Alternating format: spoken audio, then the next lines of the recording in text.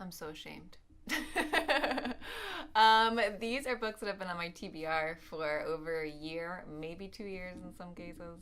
But for me, that's kind of a big deal because I'm not one of those people who has like hundreds of books on a TBR.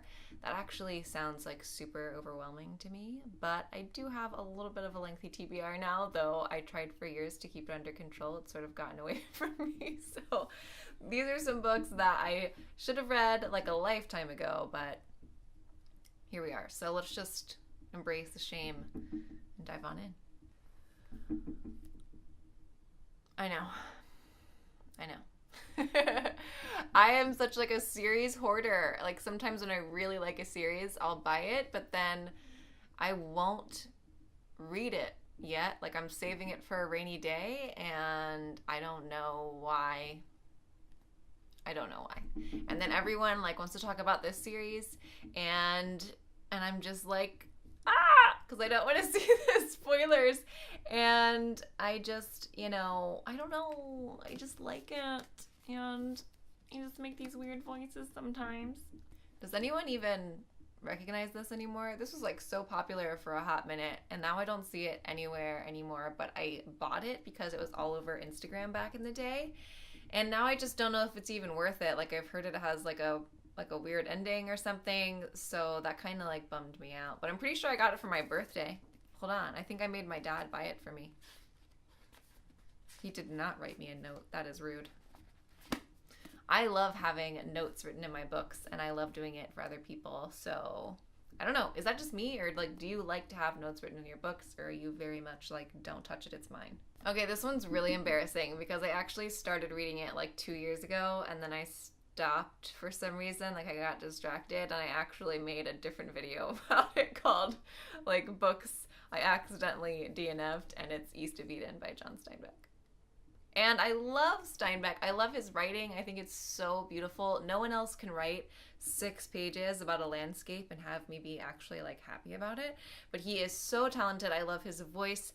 And I don't even know what happened. I think it was just one of those things where it was like a really long book and I just got sidetracked. So I got 250 pages in and then I stopped inexplicably. It's a great book.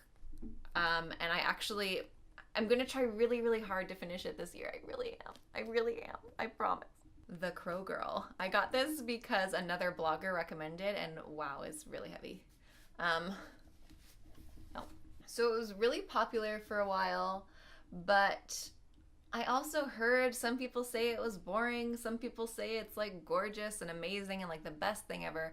And I just wasn't sure which camp I was going to fall into. And it's just a really long book for me to like be unsure about. So if you've read this and you liked it, can you like vote for this? And if you read it and didn't like it, could you do the opposite of voting?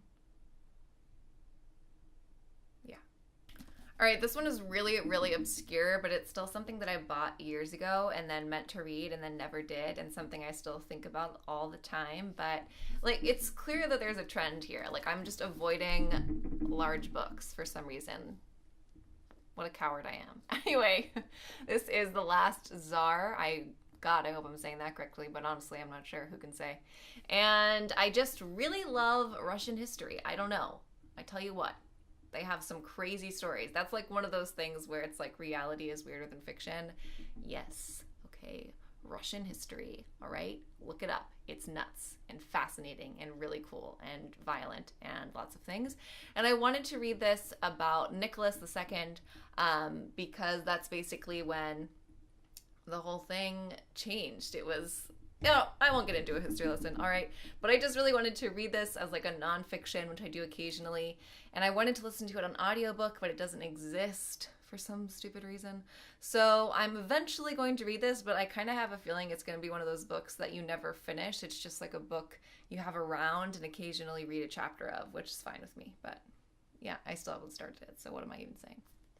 The next one is After Alice, and if you know me at all, which I hope you do, you know that I love Alice very much. It's one of my favorite children's literature books. I think you have to have like a certain type of mind to appreciate it, and I just love it. So this is by the guy who wrote Wicked and The Ugly Stepsister. I don't know what that title was, but I read it. And he basically takes fairy tales and flips them around or does it from a different perspective, and they're usually very adult. So, like, Wicked, the musical version, is very different from Wicked, the book. Wicked, the musical, is, like, more fun, and Wicked, the book, is, like, very serious and adult-y. And I really want to read this because I just love his twist on it. And this was a birthday gift from a friend a few years ago. And I don't even know, like, why it's still sitting here. Like, what am I doing? What am I doing with life? This is just, I don't know. This is putting me in a weird mental spiral. Like, I'm kind of wishing we hadn't done this video now. Like, what am I doing with my life? I should just stop everything and read every book ever. Yes. Okay. New plan. All right. Don't be mad. Okay. But I still haven't read The Secret History. And I know you probably are chiding me right now because so many people love this, all right? They are, like, obsessed with it, but I have yet to jump on the train, and who knows why. I guess I'm just a weakling. That's all I can say at this point. I have no excuses. A lot of people love this. They freak out about it. They, like, constantly quote it. They, like, live it, okay? So I feel bad that I never made it beyond buying it, so one day. I honestly don't think I'm going to read this anytime soon. Like, I'm just being honest with myself and with you. And I'm starting to hate myself after this video, so I don't know what to do anymore. I don't know what to do. I don't know. All right, guys, that's it. Those are some of the books that have been on my TBR for over a year. Don't tell on me, okay? It's embarrassing. But I wanted to share them with you because, and books, and fun, and noodles, and that's all I have to say. So if you like this video, you're going to like the next one. So go ahead, hit that subscribe button, give this video a big thumbs up if you liked it, and leave me a comment below. Let me know what book you are ashamed you have yet to read. Let's commiserate together, all right? And that's it. So I'll see you in the next video. Bye.